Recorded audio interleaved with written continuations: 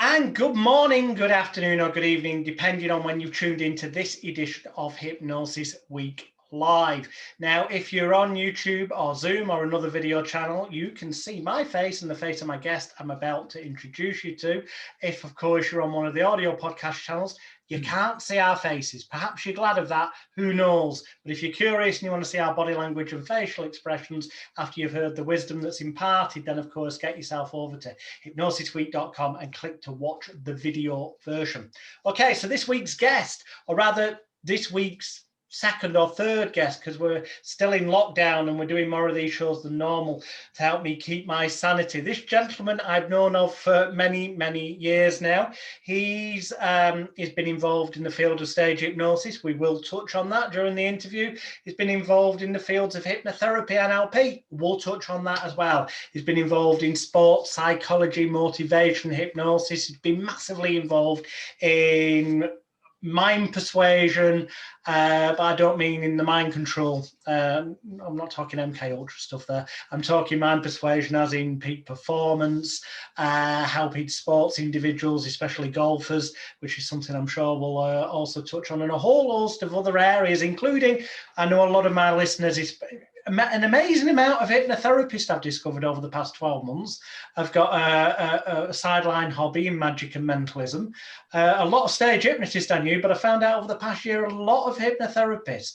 And indeed, Brian has a background in that as well. So please welcome to the show, Brian Halliday, formerly known as, still, if he was going to do shows again, as Shrink as well. Some of you may recall. Welcome to the show, Brian.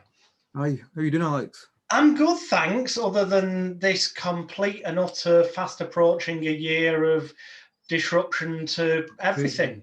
It's absolutely crazy. I mean, it's a real challenge just keeping sane and trying to keep moving forward really at the moment. So, yeah, that's where I am right now as well, just trying my best. But funnily enough, I'm actually getting clients online now, so cool. There does seem to be some sort of positives at the end of it.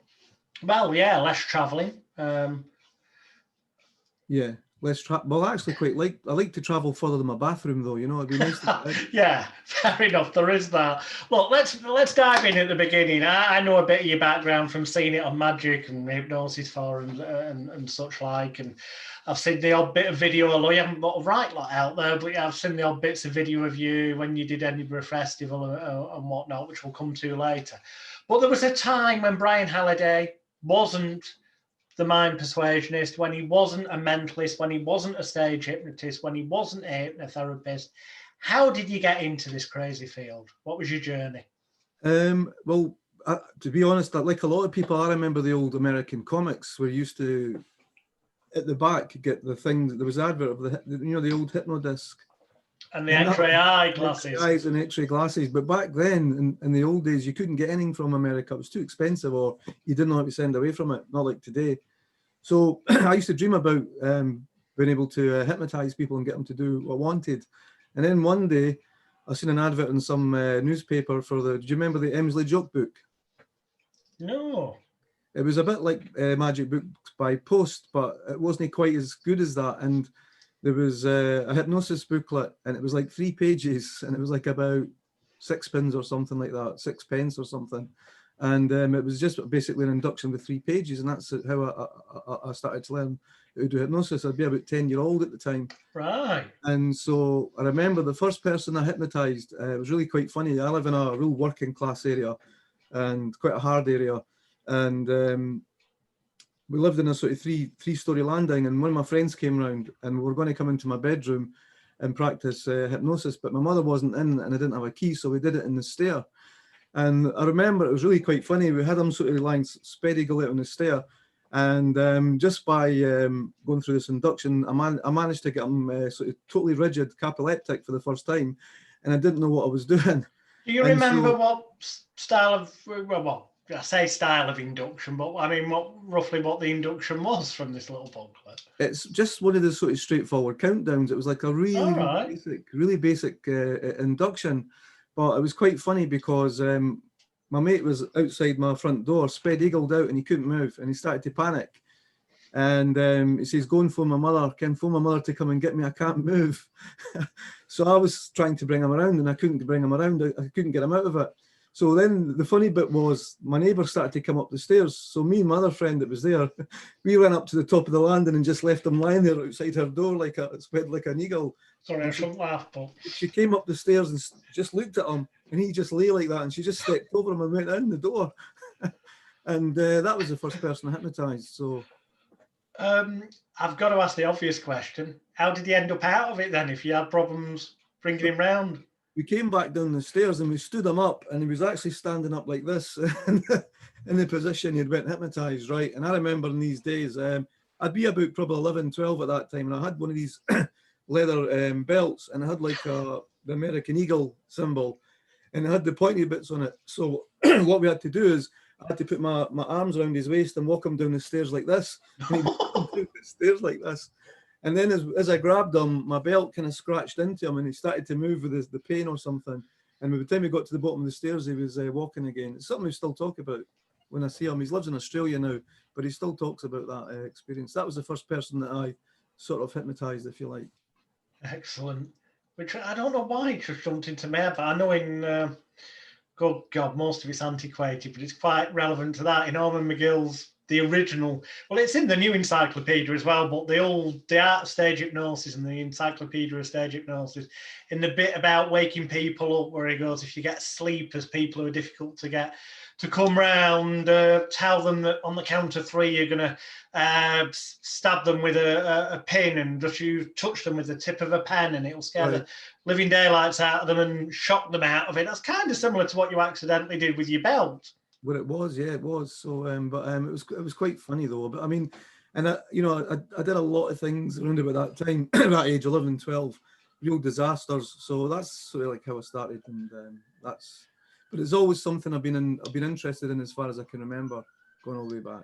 Excellent. Well, that's something we've got in common. I don't think I was 12. I was more like 13 when I started playing around with it in the playground at school and locking people's hands together.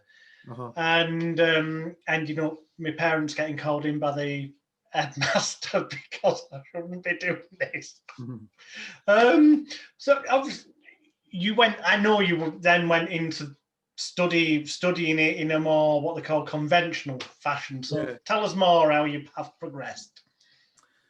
Well, the way I got into professionally was it was just basically an advert of Exchange and Mark, and I trained with the same person I think you trained with originally, Bentley Evans.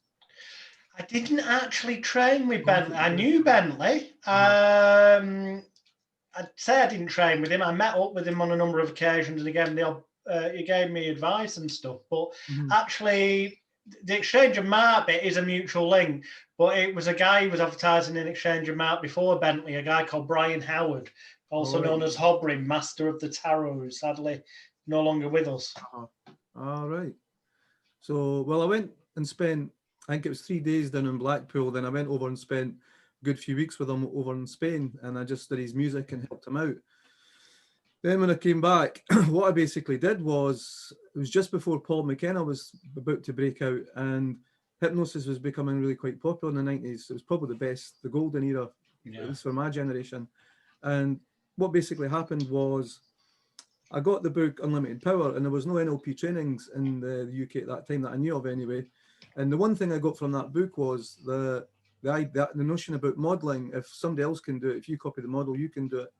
So at that time, there was quite a few hypnotists all over the country starting to spring up. So I traveled about to a few different cities, and I looked at the hypnosis shows that were the most popular. And at that time, they seemed to be the late night shows, and they seemed to be the sort of adult type shows. And so I went in and recorded 3 or 4 different shows from different people. I worked out how the suggestions worked, etc. And then I looked at the comedians of the day. And I remember Jerry Sadowitz was really popular at the time. I copied some elements of his down on paper, and even some Bernard Manning put downs for when I started doing the clubs. And so I then looked at all the marketing and the advertising that was going on for shows. And I basically came straight off that 3-day course, and I would with 2 weeks with helping Bentley with his music. And the actual training he gave me was really basic. It wasn't really good enough to go and do big shows. Yeah. So what I did was I put together this this model, if you like, and I jumped into a 1,000-seater, the Odeon in Edinburgh at Clark Street. And I remember at the time Peter Powers was trying to get in, Robert Harper was trying to get in, and I'd only just done a few tiny little shows, right? And the manager who was there was telling me that, are you sure you're going to do this? And I was unemployed at the time. I had no money. I committed myself to 4 nights, one after the other. And he says, well, what we'll do is we'll take the money off the ticket money, and whatever else you owe us, you'll pay us. And I was going, no, you'll be fine. It'll be fine. Don't worry about it. And so basically what happened was, I remember standing there, you know, in his office, and I could see a letter from Peter Powers there trying to get into the Odeon at that time. So I'd just beat Peter Powers, and I'd practically no experience of doing big shows, but I had this model on paper. And so when I got the tickets printed up, we also did fly posting for 6 weeks solid, every single night, everywhere. You can't get away with that now. And he handed me the tickets back over. I says, what's that for? Well, you better go and try and sell them in the pubs.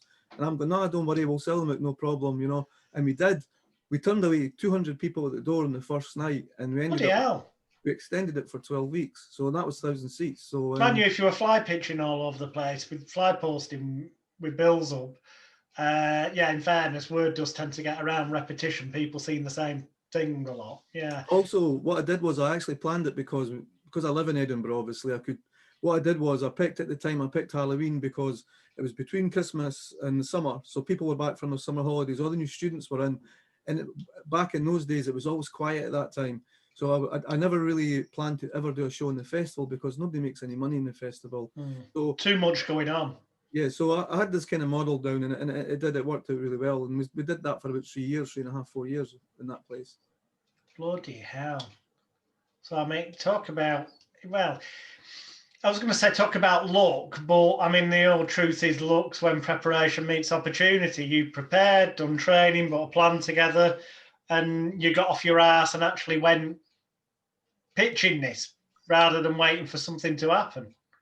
Well, the timing was right as well, because I mean, if you went back about a year or two later, all the hypnotists jumped in after I stopped doing it, because it was when the stage hypnosis was starting to decline. Andrew Newton jumped in, Peter Powers jumped in, they all jumped in after me, but they couldn't even half fill the place. But that was partially to do with the timing. But apparently, according to the manager at the time, he said he had Robert Harper in there for years and years and years before that. Even when I was a kid growing up, it was one of his favourite haunts. But up to that date, my show was the most successful ever. So again, it was timing and probably having the right material as well at that time, because it was really fresh and new and different. And yeah, so yeah, it was a bit of luck, I suppose, as well. Excellent. So that was very much a baptism of fire, I would think, so to speak. Well, yeah, I just jumped in. I mean, I'd never done a big show before, and it was all on paper, and it was all worked out from going to see all these different shows and sitting down. And I mean, Bentley Evans didn't teach any of this in his course. It was just sitting down working out the structure and the suggestions, etc., etc.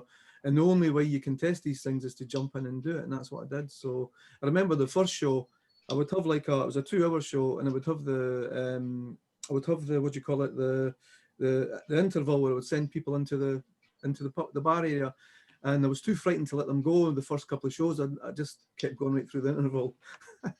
Will we come back? Yeah, that's right. So it took me a couple of shows to get my confidence, but by the end of it, I was so slick. After a year or so, I was so slick at doing it. And what I also found was as well, you started off using skits that you got from different places, but then what I would do is I would have a part of the show where it'd be purely just around trying to invent my own stuff, and you knew that you had good stuff either side of it. So if it kind of flopped, you know, you could pull the show back, because you had kind of good bits on both sides. And so over a period of time, I started to make it more of my own, but I started off just taking chunks from different performers, like even Jerry Sadovitz, some of the put down lines and that as well, I took from him. But then I came up with my own after it. I'm not going to mention, sometimes I'll mention names, sometimes I won't, because there may be legal reasons, not because of what I'm saying isn't true, just because without mentioning names, there's certain people that I've come to legal agreements with through solicitors that I won't mention their name, and they keep shut about me. Otherwise, problems. So without mentioning names, but I'm sure you can fill in the blanks yourself, the likes of Peter Powers and other individuals who may have wanted to get into, back into the venue you've just mentioned, once they realised you were doing well in there. Having met these people and knowing them on various levels, I would imagine they most certainly, I doubt they would have come along themselves, but I imagine they definitely sent somebody to spy on what was going on. Did you get the obligatory at any point message of, if you were using any of their bits, to stop using that material or break your effing legs? I got nothing like that at all. Oh, maybe that's because of shrink. You look big and imposing. There's another thing as well that was really strange about the Odeon, right? The Odeon used to be like a huge venue, but like a lot of these places, it got cut off into like a cinema in different levels. So the 1,000-seater was up the stairs, and what they did was, where the balcony was, right, they actually put this, this is really weird, man, but they actually put this, it was like a flooring down, like a ceiling, but it was only designed for watching movies. It wasn't designed for doing any performances or any shows. And the funny thing was, the engineer only certified it for only having 6 people in it. And what happened was, the manager was saying to me, he was saying, well, can you just take sort of like 6 people in at a time and then put them back in the audience? I says, well, the show doesn't really work that way. I says, but I'll try and keep it to a minimum of 10 or 14. And on the first night when I asked for volunteers, it was luck, because Paul McKenna just started that week on the TV. So it was a bit of luck in it as well. Half the induction's done for you if they come in believing what they've just said. And also, there hadn't been any stage hypnosis around for years and years and years, so it was really fresh. So when I asked for volunteers, it was like a tsunami. They weren't even running down the aisles; they were all jumping over the seats and coming on. I had over 100 people on a stage, right? Which was only certified for 6 people. And also there was like curtains at the back that used to go across the screen, like, and behind the screen, behind the curtains, if you went behind the curtains 10 or 15 feet, they hadn't even bullet off. It just, the stage just come to an end, and it was a 40 feet drop. And to make matters worse, the Odeon wanted to save money, so they didn't have any security. I brought my mate along. He was the only security I had. And his job was to blow up the rubber dolls and things and throw them on the stage. Bloody hell. But he was the only security. And believe it or not, throughout that whole few years I was there, we never had one incident. Blimey. So, I mean, nowadays you wouldn't do that. So, I mean, looking back on it, it was just a really crazy time, but it worked. So. How did you get out how did you overcome the initial stumbling block? This will be educational to those interested. The initial stumbling block of the questions they asked when you apply for the license under the 52 Hypnotism Act of where have you done shows before, when it's your first show. You know, the thing is, when I I must have got a license. I didn't even think I had a license back then. I didn't think anybody really bothered, because the shows had been away for such a long time. They didn't really bother till years after that, when all the problems started to come out and all the crappy hypnotists used to come in the bars and they were causing problems. I can't even remember if I applied for a license or not. Nobody stopped me. Maybe I did, but if I did apply for them, it was really, really easy back then. I think I did apply, and it was only about £30-40 or something. It wasn't a lot of money. I just wondered how you got over. I know now, maybe they didn't ask that then, but now they very much name, you know, several venues you've done recently so we can contact them type thing and check everything went well. Well, when I did the festival years later, I think it was in 2010, there was a license involved, but they didn't even come to me. It was the venue that was really the one that was under the microscope. It wasn't really me. Right, must be.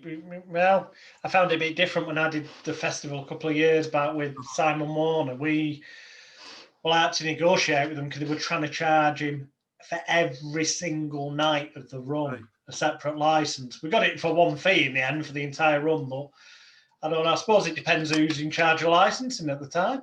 Then I think it Okay. varies, and I think when I was doing the Odeon away back then, I think it had been away for such a long time. Robert Halpern was the big guy up here for a long time, but there hadn't been a hypnotist for like well over a decade anyway. Whatever happened to Robert? He went from he suddenly disappeared from Glasgow, and he went and lived on Fitzroy Mews or Fitzroy Avenue. It's Fitzroy something in London, Right. and did a couple of shows up there that got covered by the stage, and then apparently died. But nobody seems to have been to his funeral or have ever encountered who knew him. Right. There's all these rumours that he may have just disappeared to avoid paying massive tax bills. I heard somewhere, I was on some forum, somebody came on who actually knew him or something like that, and apparently he went back to Ireland because he lived in Edinburgh most of the time, but he was Irish as far as I know. So I heard he went. I mean, there was a rumour that he went back and he had something like a chicken farm or something stupid like that. I don't know if that was true or not, but from what I've seen in that forum, and it was a Glasgow forum, people were talking about it, and he went back to Ireland, and I think he died over there. So that's all I know. Probably to avoid the tax, and there's probably an element of both. Blimey, strange business.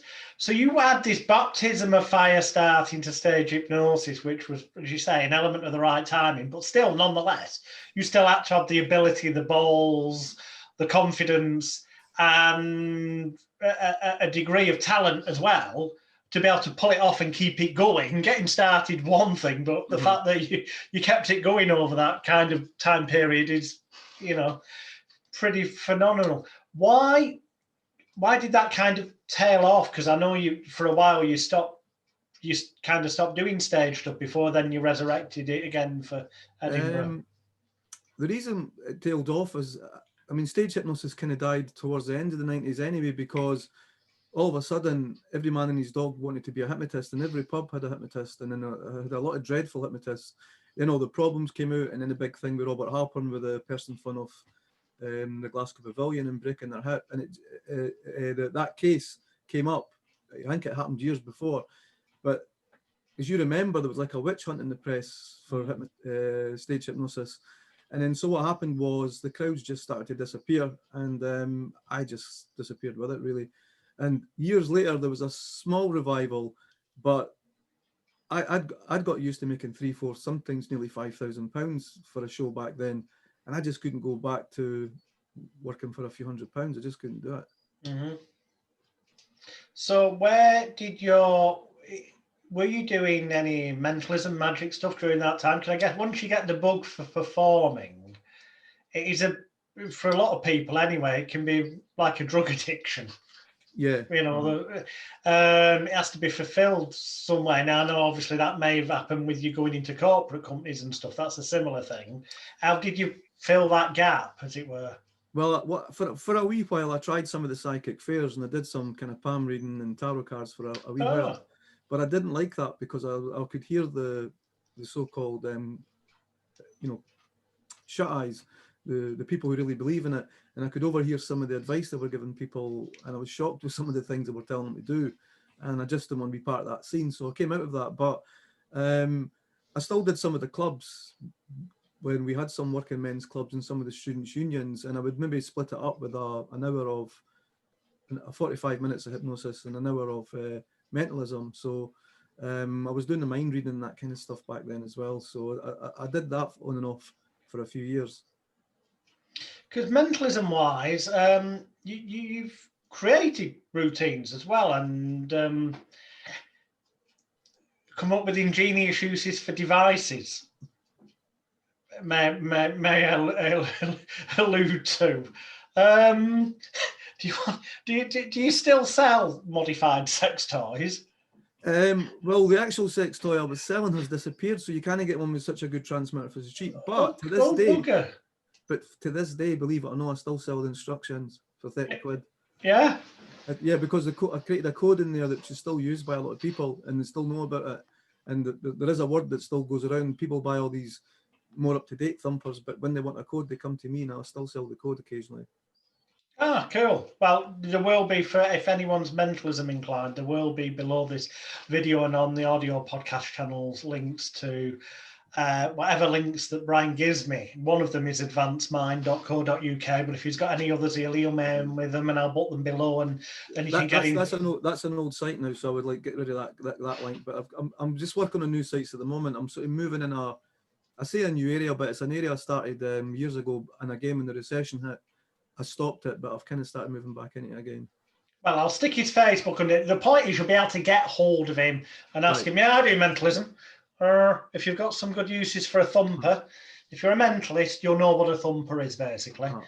And if you're not, it won't be too difficult for you to find out. If you'd like to know about a device that I can tell you for certain, your likes of Darren Brown and people of that ilk have used on a number of occasions in things they've done. Give us an example because they'll either know what a thumper is or they won't. But give us an example of how one of your creations may look to somebody watching. Well, some of the effects that came from this, because I know tons of people bought them. I've seen them being used on just about every show. Every mind reader shows has used at least one of the effects from it. So one of the effects that you could do, for example, one of my favorite effects, which was really simple to do, I would walk in to the room, and what I would do was I'd put a pad in the table, and I'd get two people to escort me out the room, and a member of the committee in the club would pick somebody, they would come up, they would do a drawing, they would put it face down, they'd go and sit down. I'd come back in and I'd start looking at the drawing, and from that drawing I could deduce I could basically deduce certain things. So for example, I would look at it and at the drawing, and I would maybe pick something about where it was positioned on the paper, and I would say this person's more likely to be more logical than emotional. Chris, what was it again? That was it. So what I would say was so I'd be picking at the sex for that, for example, right? So I say they're more logical. I know this might sound sexist, but the chances are this person could be male or male or female. I'm not quite sure. And then so anyway, I could tell by their age group, by their the pet that they own, all that kind of stuff. I can eliminate the audience as they put their hands in. How many people, for example, has a cat? How many people has a dog? And I look at it and say, I think this person actually owns a dog. Could all the cat people sit down? And we keep eliminating it like that till I have 3 or 4 people back on stage, and I'd give it to the actual person who'd done it that way. And so it looked like it was cold reading, and it looked like it was eliminating people bit by bit. But that was like a really, really simple use of the thumper. Another one would be, I would be sitting on my seat and somebody would be standing behind me. You could have a blindfold on, it wouldn't really matter. But they would hold up jumbo cars, and you would say red, black, red, black. You would fake it a few times, getting it wrong. And then you would, what they would say, then what you would say, right, could you please keep picking the cards up, and I'm going to tell you when to stop. And then you say stop. So you stop them at 1, and say it's the king of diamonds, you've got the king of diamonds in your hand. Things like that. Another good one would be, you could also go into another room. Somebody could do with a group of people. A group of people in one room, you could go out the room with a few people, and somebody could draw anything, and you could actually be in another room with witnesses around you, and you could actually draw what they've drawn in the other room. So the thing about this code was, the first effect I told you was like really the most basic use, but it was like a really big effect. But the code also allowed you to do drawing dupes and things like that, which I've never seen anybody else doing before. Right. Cool. Now, without going into what Thumper, you either know or you don't, mentalist. And if you're interested, you'll go and find out stage hypnotists and therapists that are into this stuff. I can't remember if it was Joseph Dunninger. No, because Dunninger was the one. For those who believe no explanation is necessary, for those that do not, none will suffice. So it might not have been him, but who said, anyway, the phrase is, you might know, I don't care if I have to use 999 members of a 1,000-seat audience, so it might have been to fool one, if that person's like a highly important individual and I could end up getting a contract out of it. In other words, they were basically saying there are times and places where the use of stooges, confederates, call them what you will, is the best solution, is impactful and stuff. And obviously, for use of such a device, you need a system, hidden, invisible, don't you? Yeah, I mean, I think it's fair to say, and it's basically a hidden messaging system, signaling system. But also you need a code to decipher, which we very cleverly come up with, which is where the real gold is. So anyone who's interested in that. Simple fact is, if you go in the green place, the Magic Cafe, for those that are aware, and type in the name Shrink and Thumper, there are threads galore where there's some people being idiots, as they always do on forums, but the vast majority of the comments are from people who've actually got his manuscript and praising how good the material is. So that's clue, themagiccafe.com. So right, so you were fulfilling your performing that way. That's cool. That makes sense. But alongside of all this, I know you were also breaking into the corporate arena with your motivation, your peak performance, and your persuasion work and stuff. How did that come about? Because I know you developed a lot of your own kind of strategies and stuff. Again, it was something, again, it's a really quite a strange way how I got into that, because it's something I always wanted to do.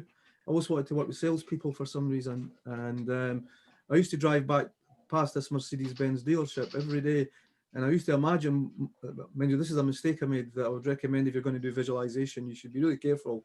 I used to drive past this place every day, and I used to see pounds and coins all kind of pouring into this place. And I was pouring it into this, pouring it into it. And I didn't know how I was actually going to get into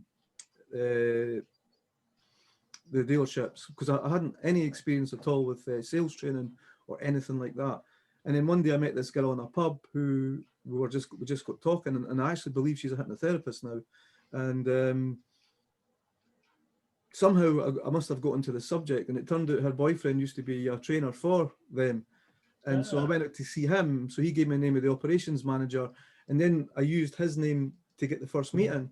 And it took me 6 months, and I basically hypnotized him every time I went, and fired off all these triggers. And I had no experience whatsoever of doing any training. And after about 6 months of wearing this guy down, going out to see him, and when I used to go out to see him, I'd spend 2 or 3 hours with him, and he told me everything I knew about his family. I knew he had a junk in his family. I knew he bought this big castle in Spain. I knew he was a millionaire. I knew all that stuff. And eventually he said, okay then, Brian, he said, because I'll tell you what I did basically. He was a big fan of Jack Black, who would have been a competitor of mine, I suppose, but Jack Black was really pretty successful. And every time he spoke about Jack Black, and this is what I teach people to do now, when everybody gets excited about anything, you want to push them further into that excitement, because to me, that's what I call an excitement trance, right? So whenever he spoke about Jack Black, he gave Jack Black for the credit. He had this big castle, he had all this money, and I used to say, Nick, that's right, and you know this stuff works. And what I would do is I'd put my hand out like that, palm up, and I said, well, that's right, Nick, you know this stuff works, you know this stuff works. So I did that over numerous meetings. So when he came to the point, he says, right, we mean to give you a shot at doing this, Brian. I goes, okay then. He says, right, what we'll do is we'll arrange something, and you can do it for free, and if it works out, we'll pay you. And I says, no, I says, I don't do it for free. And I had this figure in my mind for £2,000 for 2 days, right? And just as it was coming out my lips, it jumped from £2,000 to £6,000 for 2 days training. And he actually stood up and looked at me, and he swore at me, called me an FNB, right? The top of his voice. And I says, but Nick, you know this stuff works. And I could see the anchor, yeah.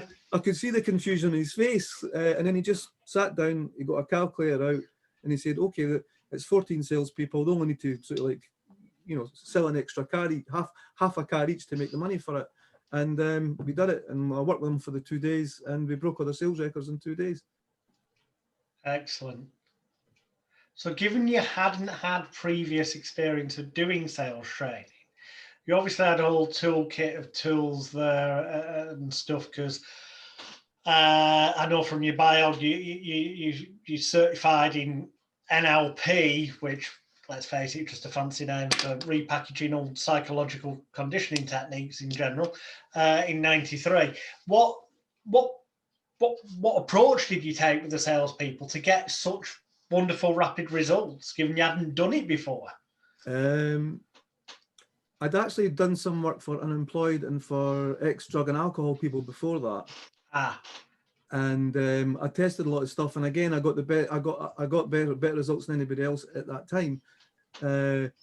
Just one story before I jump onto that. I remember I used to practice my mentalism on the people that I was working with who were ex-alcohol and drug users, and it's quite funny because I used to do, you know, the PK touches, Banachek's PK touches. I did that once or twice, and it was really funny, and it was really quite funny because you know the traditional PK touches, you have to be within striking distance of the people you're working with. Yeah.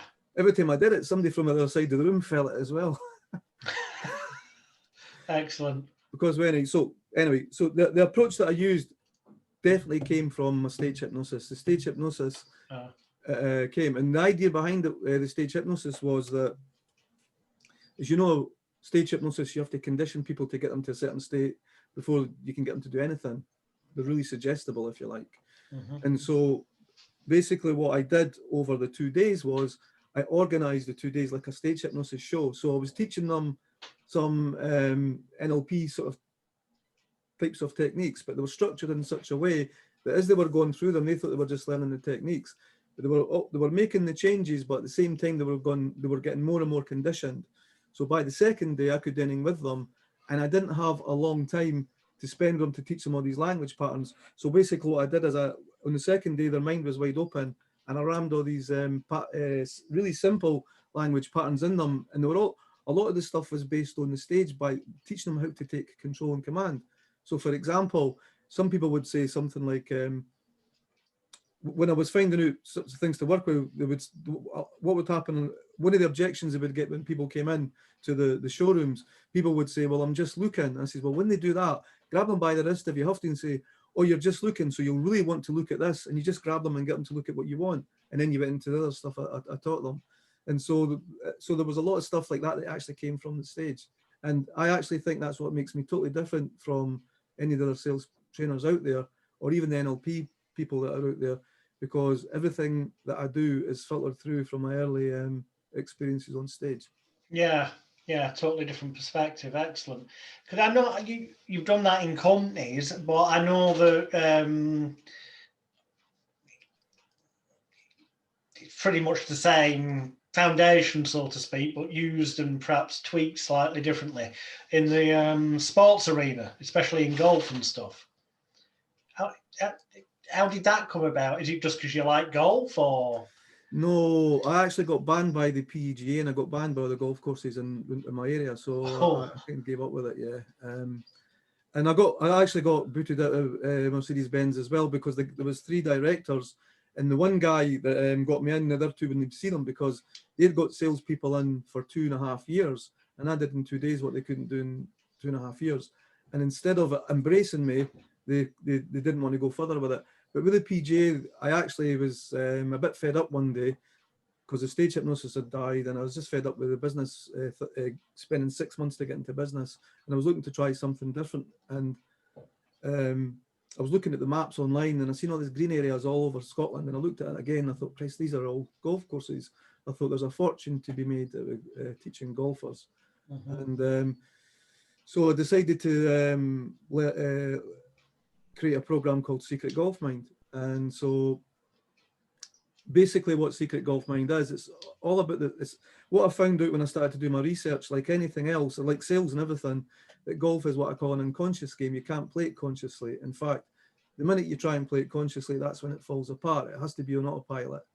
And so like one of the basic things or approaches I have when I'm working with organizations or golfers or whatever, I'm trying to find the right level of arousal. I'm trying to program in the correct level of arousal for them to access their best shots. And it's all done through anchoring. And the way I worked with golfers was, if you could imagine, you know, when airplanes come into land, they go on automatic pilot, and they have all these kind of beacons on the earth that guide them in. Yeah. And so basically that's what I did with the golfers. different parts of the golf course, different clubs triggered different anchors and different levels of arousal that allowed them to get access to the best shots. So what I was training people to do was the minute they walked onto the golf course, they would basically go into trance and they wouldn't even think about what they were doing, and they would get guided along with these anchors. And there's an actual video on YouTube with Tiger Woods talking about that. He says when he hit all his best shots, all he can remember is taking the golf club out of the bag and putting it back in. He can't remember anything in between. And he had a hypnotist work with him since he was the ages of 12. And that's what I based Secret Golf Mind on all these years. And I worked with one guy called Elliot Saltman, who had been caught cheating. And all the big top names were trying to ban him. In fact, if you type in his name now, all you'll see is Elliot the Cheat, Elliot the Cheat. And then this went on for a couple of years, so he couldn't even play golf at that point. Every time he went up to town for a drink, he would get called cheat from the other side of the bar, and he'd become really paranoid. So I worked with Elliot for 4 sessions, and after the 4th session, he went out and he came second in the Irish Bank Open. And then a couple of weeks later, he won the Irish Masters, broke all the sales records that Colin Montgomery set. He was #1 in the Euro Tour, and he qualified for the Masters. And by this time, his PR and his publicity just went through the roof. And he was getting interviewed on the telly, he was getting interviewed in all the papers, and they were asking him where his new relaxed style of golf came from. And of course, I called it Secret Golf Mind, so nobody spoke about me or would tell me. And then his golf coach tried to cut me out, thinking I'd fixed the problem. And I didn't travel with him down to the Masters, and the golf coach undid all the work I did, and he, with all the higher expectations on him in the press, he didn't handle the pressure, and he just went right down, and he doesn't play golf anymore. And then round about that time as well, I met somebody who put together the syllabus for the degrees for the Scottish PGA coaches, and he wanted me to be part of the degree. He says that the reason why in the UK we're falling behind in golf is because we're not keeping up with the mental game. He says, I want you to be part of the actual degree. He said, and I'm going to give you a contract to work with 18 of the coaches, because some of them actually want to be professional golfers. They don't all just want to be coaches. He said, and he said, so it was going to be really good money. It was going to be really prestigious. And at the last minute, what actually happened was the PGA turned around and said to the guy that if you want to work with Brian, you're going to have to leave your job, which he did, because he was that strongly felt that strong about it. And then I started to run. At that time, I'd also been running seminars in one place through in Fife, and I was getting emails from all the people that came on it. I had about 6 people on the actual seminar. I had maybe the actual 4-week seminar, and I had maybe like say 50 or 60 in the actual evening. And I got the free evening, I got so many emails from people saying, do you know, I've spent a fortune on CDs and books and lessons over the years. I'm going to, after what you've just told me, I'm going to burn them all. I got all that from them. And not one golf coach to this day would look me in the eye and shake my hands, because they know that the golf industry is a complete scam to keep people stuck where they are, to keep selling them these golf clubs, these expensive gizmos. And they haven't even found a way to make money at hypnosis, and that's why they banned me. And no club will allow me to go on and do seminars or anything because of that. Bloody hell, it's taking their income away. Yeah. The other thing is, of course, Elliot Saltman did so well. Tiger Woods' caddy put a bet on him as an outside man to win the Masters. And I've never even played a game of golf. I don't know anything about golf. So I went from there to that. So I almost kind of broke through in something big there as well, but that kind of fell away as well because of that. So I didn't really pursue the golf much further than that because of that. So by the way, I noticed, I'm saying I noticed, or am I losing the plot here? But I'm sure somewhere, maybe on your website, I saw a mention of Will Proudfoot. It wasn't on my website, but we maybe had a conversation. I trained with Wolf. I trained with quite a few different people, but Wolf is one of the ones I trained for hypnotherapy. Right. I don't know where I picked that up, but yeah, I mean, Wolf, is he still? He's passed away, hasn't he? Passed away. He was really old when I seen him. That was a way back in the 90s. He's still on about Arthur Scarborough, didn't he? Aye, Scarborough. That's right. Yeah. Yeah, a load of supermarkets and stuff. Yeah. That's not particularly relevant to viewers or listeners unless you know England and Scarborough, a seaside resort. Although it is interesting that he mainly taught, well, he did just teach hypnotherapy, but Scarborough used to be a hotbed for stage hypnosis as well, didn't it? With Robert Halpin and the likes. In fact, when I was down in Scarborough, I was looking at some of the theatres down there, but I'm not sure if I remember. I think Ken Webster was doing the theatres down at that time. I know it, well, he was in the early 90s, late 80s, I think. Yeah. It was the 90s. I was, it'd be 92, 93 when I was down seeing my Proudfoot, and I had a look around, a scout around, and I'm sure Ken Webster was already doing it down there. Yeah. I think he was. So, this is segue. I'm trying to keep this on a rough timeline, and I'm missing. I'm probably screwing up part of me, but as I recall, there was the golf, and then I think it's we're probably on the timeline around where you end up deciding to do the Edinburgh Festival.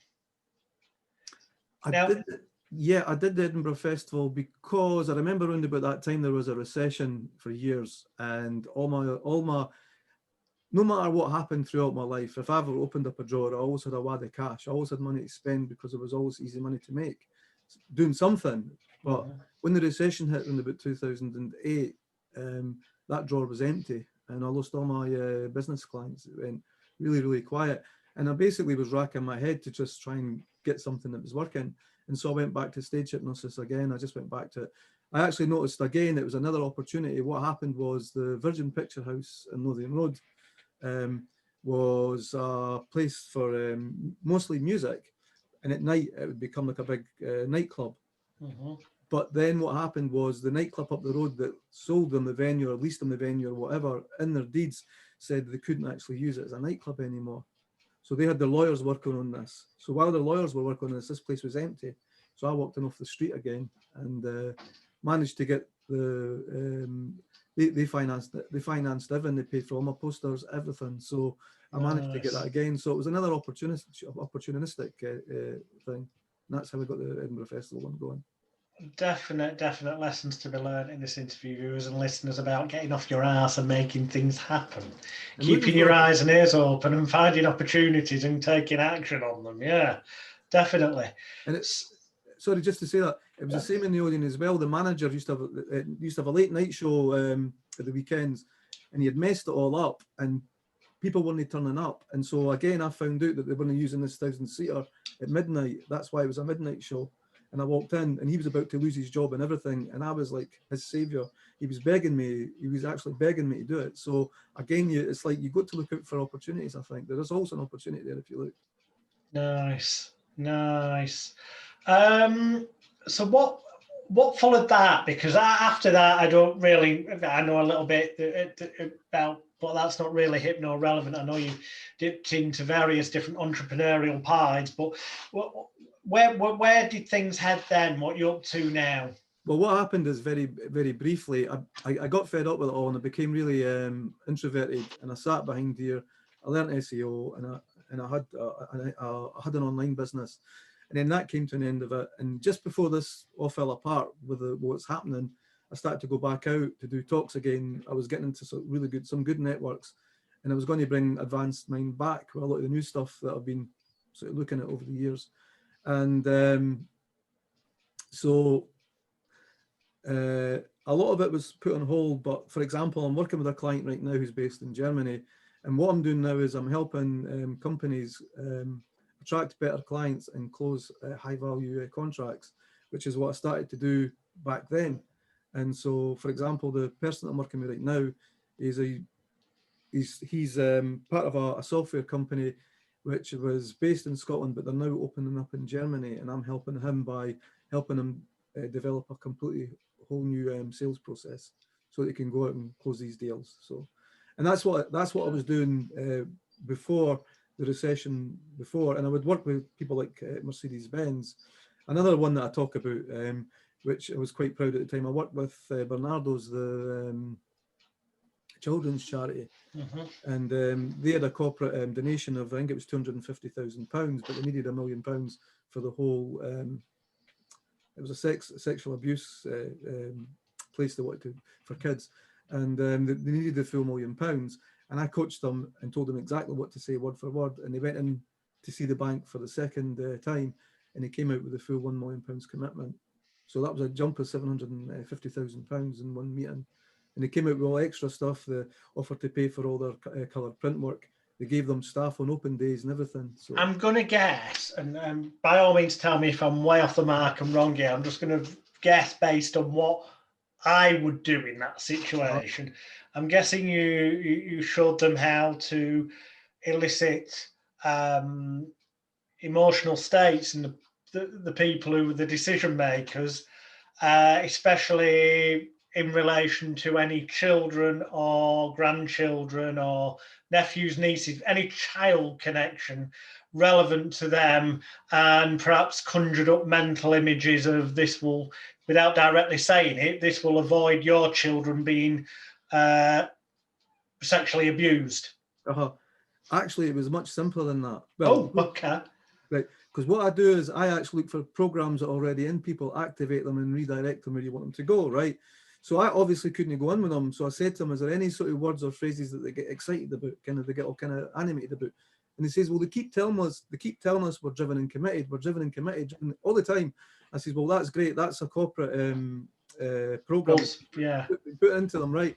I say, so what you do is you go in, right, and you, first of all, you get rapport, you be really nice, you do your small talk, and then you grovel to them a little bit and you say, look, thanks for that £250,000, right?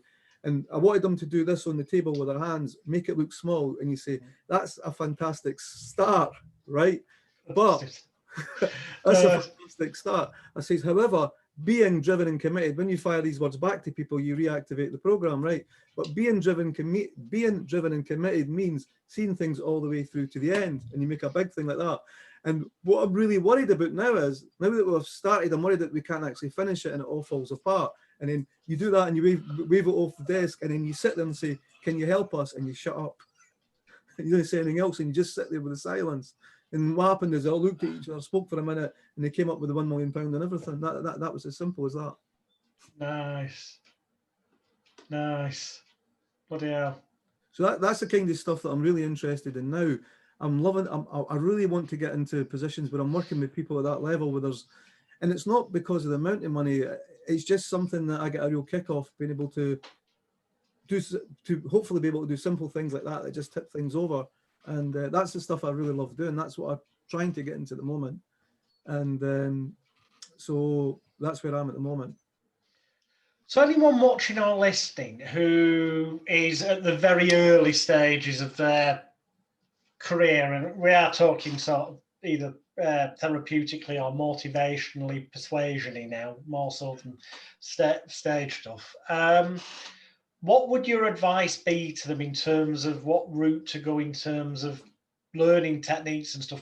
I mean, I don't know what your opinion is, but my opinion is that a conventional NLP course, a good 80% of it's a pile of shite in the real world. Yeah, there's 20% that is relevant that you can use. And I would agree. So,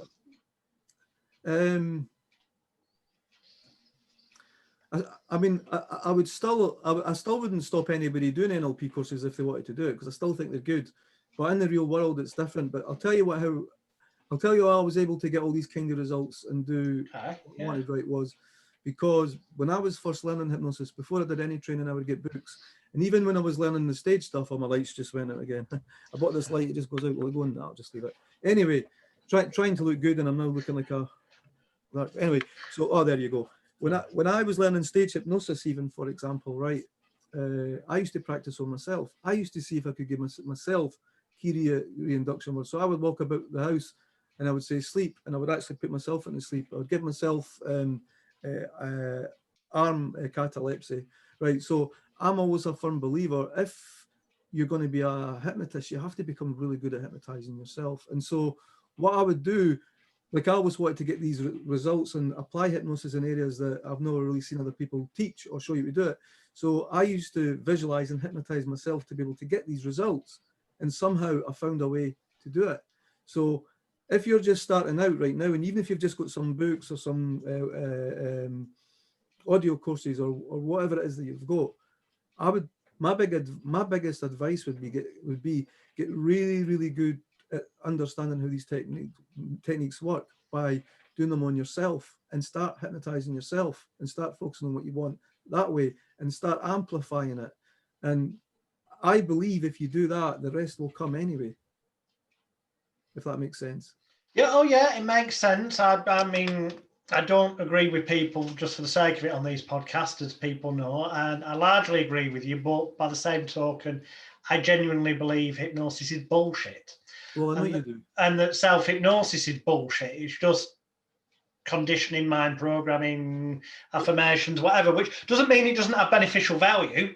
It does have beneficial value, it's just not necessarily in the manner that people would say. But the context from which I would wholeheartedly agree with you, if however it works is semi-irrelevant, it's a pointless debate really, is that through coming to a belief system yourself as the hypnotist that these things work, so you've got 100% faith, conviction and confidence in the results they can produce, that therefore will give you that conviction, confidence and faith, which you will then both verbally and non-verbally transmit to your clients, will massively make the results you get better, because people will pick up on the fact you've got that total faith, conviction and confidence.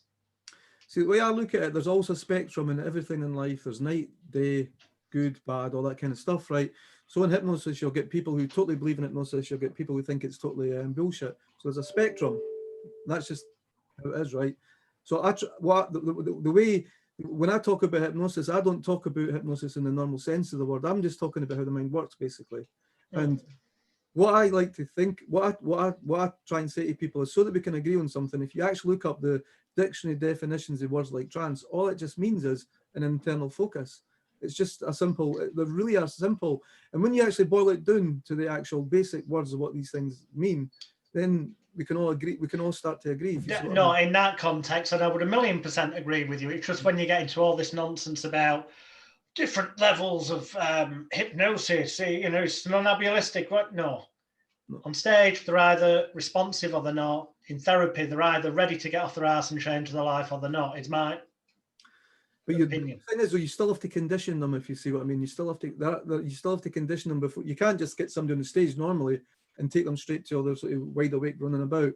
You still take them through a little bit of a process. So what I noticed in life, for example, I see patterns in life. I see everything as a kind of as hypnosis, if you like, right? So an induction is just taking somebody from where they are to being suggestible, right? That, and there's a series of things, rituals or placebo effects, whatever you want to call them, to take them from where they are to where they want to be. It's the same if somebody's depressed, they're in a depressed state. And that induction would have been a series of events in their life that took them from being non-depressed to being depressed. So when you start to see these patterns everywhere, then that gives you the ability to sort of like go in and, for example, working with companies and sales people and using hypnosis in a way that's out with the normal boundaries, if you see what I mean. Because I see everything as an induction in a trance. And in a trance, all I'm talking about is the current subjective configuration, if you like. You know what it's like when you're depressed. Everything looks really, the world looks like shit. It looks like you're not going to get anywhere. And then when you come out of that depression and you look back at it and you think, Christ, what was that all about? Well, you'd just come out of a trance or a subjective configuration, if you like. And the way I look at it, and what I'm saying is no, the truth, it's just the way I look at it. I think trance to people is like what water is to fish. Fish can't live out of water, and people can't live out. They're always in some kind of configuration. They're always viewing the world in a certain way, and that's what hypnosis is. It's just guiding people in all these different ways of looking at things, really. Now, with that definition, I agree with you 1,000,000%. Yeah, because of course it's the key word there is that it's something natural. It's not it's not a special state like some people. No, it's not a special state. No. Cool. So what? I mean, I'm guessing part of this is going to be that when this coronavirus stuff that's happening still in January 2021, in case you're finding this in years to come, it tails off, that you'll get back into what you'd started planting the seeds for in the companies. Have you got any other kind of goals, without obviously giving away any trade secrets, but any plan, you know, long-term things that you want to achieve in the future? Do you know, I just want to make enough money to be left alone. I don't know if that makes sense. I just want freedom, really. I'm not really wanting any fame or fortune, and I'm just want to make enough money to be able to live my life the way I want. And obviously, I would like to do some traveling. Stuff that I'm working on right now. If any people are interested in it, they can do it. It's not quite linked up right now, but one of my lead magnets that I'm putting out right now for the businesses is, and it's relevant to a lot of people right now, because there's been this huge shift to online and Zoom. I've actually looked it up. There is a condition of anxiety on Zoom, and a lot of people, it's quite like stage fright. A lot of people who, especially if they're dealing with business and their livelihood depends upon it, they really struggle to sell or have meetings that are important to them on Zoom, and also sell over the phone. So my lead magnet, I've got an MP3. I think I spent about 40 hours putting it together. All the different what do you call it, the multi-level, you know, the multi-tracks and isochronic tones and all that. Isotronics, subliminals, and all those things. That's my lead magnet at the moment. So hopefully I'm going to be doing that, and then basically I'm trying to get companies signed up to like a 6-month program. I've already got one person on it. So that's my goal at the moment, really, is to scale that up and just make enough money to, because my highest value is freedom. It's just to be free to do what I want, really. Yeah, which is an oxymoron. Freedom doesn't cost anything, but you need a certain amount of what people perceive to be money to have freedom. But as crikey, had a mental block. Oh, the so many hour work week. Tim Ferriss. But so many, I've forgotten how many hours work week it is, but it's like hardly working. You can harness, one of his examples is, you know, if you get stuff running on the internet and you get to a point where in England you've got £1,000 a month sterling coming in profit, which isn't a huge amount in England, that if you were to go and find somewhere like India or similar where you could live in the sun, that you could rent a property and have staff working for you and dine out and drink and live like a king for less than £1,000 sterling a month. So it's about harnessing. That's right. What you've got there. So, I mean, do you think you'll move somewhere else in the world when you, at some point? Well, yeah. Well, my last internet business for about 4 years, I got my income was totally passive. It was a website that got personal injury leads, and I didn't do any. And last year, I was planning to go away for 6 months, just travel, because my money was coming in. But then this nightmare happened. This happened, and then Google changed, and everything just all happened in a winner. So yeah. Bloody hell. You couldn't make it up, could you? We're getting close to the end. Time just vanishes like that. Thank you for being so open and honest. Let's see how open and honest I can make you with the last couple of questions. We're going to ask you one therapy question and then one stage hypnosis related question, one therapy related question. It's effectively the same question, but in two different areas. Namely, stage hypnosis wise, what's the most bizarre, unusual, unexpected, something of that type of ilk thing that's happened to you when you were doing stage hypnosis shows? There's been a few, but the first one that jumps into my mind, I also remember the Odeon. They were doing Tim Roth, and there was one of these Scottish movies were opening. They had the gala day in there, and my show was the night before them, and I remember a girl got on stage and she just lay there. She was a sleeper. She just lay on the stage for the whole duration of the show. And at the end of the show, she was still lying there. So I tried to wake her up, and she had took her hair back, and she had a hearing aid in that side area. So I took her hair back on that side, and she had a hearing aid on that side of the ear. She was completely deaf. So we couldn't wake her up. So we lifted her up and we put her on a seat. We put all the lights on, and then all the men were working on the stage for this big film premiere the next day. So if this was going to go wrong, it was going to get like a huge amount of attention. So we sat there, And I tried for ages. The boyfriend came down and says, "Oh, don't worry about it. I'll just throw her over my shoulder and take her home. We'll throw her in the back of the van." I says, "No, you can't actually. No, you can't do that." And anyway, so what happened was, and all these people were there at the back watching to do with this, setting up this stage for the premiere, which they were all getting really interested in it. And so we turned up the volume in the hearing aids, and all she did was she just started like going like a convulsion. So we turned them back down again. And I thought, what we're going to do, we brought a bowl of water, right, and we tripled the water over her forehead. This went on for 45 minutes. We couldn't get her out, right. And eventually she woke up. The lights were on. She now had a completely different stage built around her. So she didn't know where she was. And I says, "Do you know where you are?" She goes, "Yeah, I'm in St. James's Shopping Centre with my mum and dad." And I says, "No, you're not." I says, so I pulled her boyfriend down, right? And her boyfriend came down. She didn't recognise him. She didn't know who he was. And I was beginning to wonder if he was some kind of pervert who just wanted to take her home.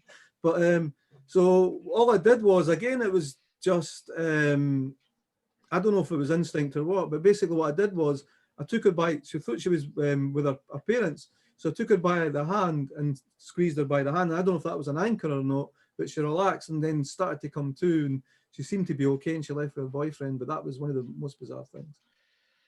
Pretty bizarre, yeah. So same question, but in the sort of more therapy or motivational arena. God, I've had a few of them really. What would be the worst, the weirdest one? There's that many of them with the therapy, but there was a couple of weird ones. There was a headmaster who came with OCD, a headmaster who couldn't he couldn't bear to see kids put a sweet in his mouth. He would actually start choking and he couldn't breathe. And so I tested it with him. I didn't have a sweet in my hand. I just picked up this imaginary sweet. He says, "So what happens if I do this?" And I did that, and he, stop it. And he almost passed out. And I couldn't, he had OCD, he had so many different things wrong with him. I couldn't really help him, So I just really wanted to get rid of him. And there was another female who was absolutely terrified of toilets, and she would spend her whole day when she was going out planning to go to places where she knew there was a toilet she could go into. There was only one or two toilets that she could go into, and they were quite well off. And her husband was really, he wasn't angry, but he was a bit fed up because they couldn't even go to a dinner party. They couldn't go holidays abroad because she was terrified that if she went there, she wouldn't be able to use the toilet. Oh, yeah. So I think it worked with her. I never heard from her again. But that was a weird one. There was one more weird one. There was a female who wanted to have kids, but she was absolutely terrified of dolls. And it was just a phobia. She was terrified, absolutely. Any kids' dolls in the room, she couldn't bear to be in a room with dolls. So that phobia was actually interfering with her. She couldn't have kids. Because she was terrified in case there was going to have even things like teddy bears, dolls, anything like that. She was terrified of them. Wow. So there's been a few like that. I'm sure a few will come as well when I think about it. Crazy how the mind works there. Tell us, I mean,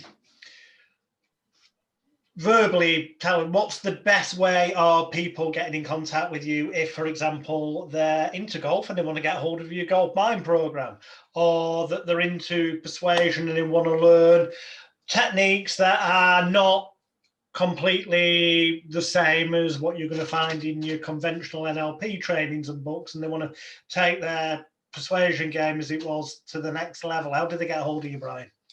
Well, I'm starting to put up new websites at the moment, but I've got a website at the moment, AMP, just amp.guru. And that's just my sign-up page at the moment. It's really for companies and that, but somebody could send me a thing through that. Or if anybody wants to get on my mailing list, it's amp.guru/free hypnosis.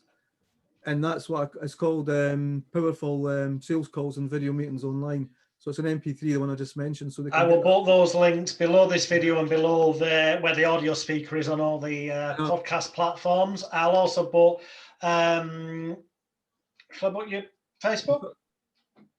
You can put my Facebook if you want. And also my, what was it?